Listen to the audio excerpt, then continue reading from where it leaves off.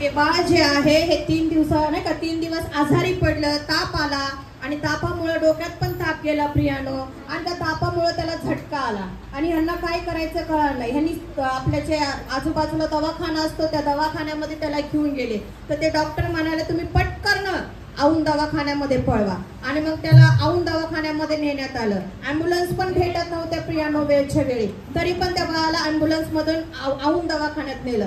औंध दवाखान्यावाले म्हटले आमच्याकडे त्याला ट्रीटमेंट करण्यात येणार नाही कारण त्या बाळाने पूर्णपणे मान टाकली होती आणि त्यांनी सांगितलं होतं बाळ गेलेलं आहे म्हणून. तरी पण त्यांनी विश्वास ठेवला.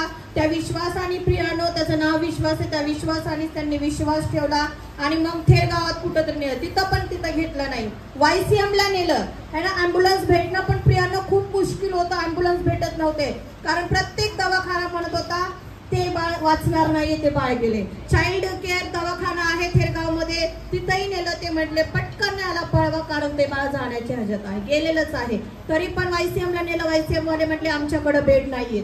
मग त्यांनी कसं तरी करून DY पाटीलला नेलं. DY पाटील वाले पण म्हणाले आमच्याकडं ICU मध्ये बेड नाहीये आणि त्या बाळाचा उपचार होऊ शकत नाही, ते ऑलरेडी बाळ ते गेलेलं आहे.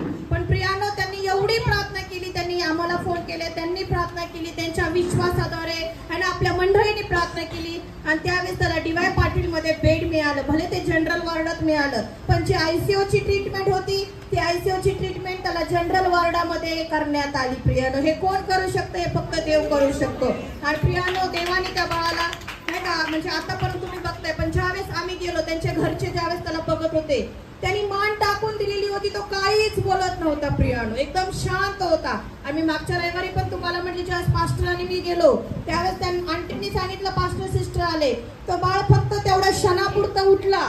ते बाळ तटकन उठलं आणि त्या बाळाने आमच्या दोघांना हसत प्रेझ लॉर्ड केलं आणि ते बाळ परत प्रियानो आहे तसंच झालं. कारण आम्हाला माहिती आम्ही अवस्था पाहिली. त्या बाळाने परत मान टाकून दिली. त्या दिवसापासून त्यांनी डोळे जे बंद केलेले होते, डोळे झाकलेलेच होते, त्या बाळाने डोळे बंद केले नव्हते, उघडले नव्हते. 4 दिवसानंतर प्रियानो त्या बाळाने डोळे खोलले.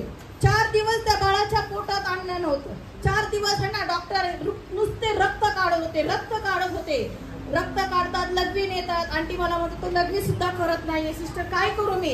म्हटले आंटी त्याला मग जसं होईल तसं त्याला नाही का लघवी करायला सांगा पण काढून द्या.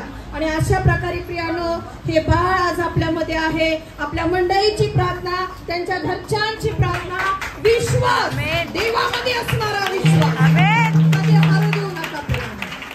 जर विश्वास हरला तर गोष्ट संपली, पण विश्वास जर कायम ठेवला तर विश्वासाद्वारे विश्वास निर्माण होतो. आणि हा विश्वास आज आपण बघत आहोत प्रियानो. आणि हे बाळ आज आपल्यामध्ये 10 दिवसानंतर जिवंत होऊन आलेलं आहे. डॉक्टरने सांगितलं बाळ गेलेलं आहे. आज ते डॉक्टर सुद्धा हैराण होऊन म्हणतील हे बाळ जिवंत झालं कसं? पण जिवंत करणारा, जीवन देणारा, मरण देणारा एकच देव आहे आणि जीवन देणाऱ्या देवाने त्याला जीवन दिलेलं आहे.